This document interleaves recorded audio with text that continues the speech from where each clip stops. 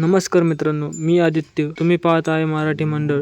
शिवसेना कोणाची, उद्धव ठाकरेची की एकनाथ शिंदेची? या 4 वर्षापासून सुरू झालेल्या वादावर सर्वोच्च न्यायालयात निर्णायक सुनावणी सुरू आहे. ठाकरे गटाचे वकील कपिल सिब्बल यांनी कोर्टात अत्यंत महत्त्वाचे मुद्दे मांडले आहेत. सिब्बल यांचे मते केवळ आमदारांची संख्या म्हणजे संपूर्ण राजकीय पक्ष नव्हे. राजकीय पक्षात संघटना, पदाधिकारी व सदस्य असतात. फक्त विधिमंडळात बहुमताच्या जोरावर मूळ पक्षावर ताबा मिळवता येत नाही. तसे झाल्यास पक्षात बंदी कायद्याचा मूळ उद्देशच नष्ट होईल. निवडणूक आयोग आणि विधानसभा अध्यक्ष राहुल नार्वेकर यांनी विधिमंडळ पक्ष व मूळ राजकीय पक्ष यांची गल्लत करून चुकीचा निर्णय दिल्याचा आरोप त्यांनी केला.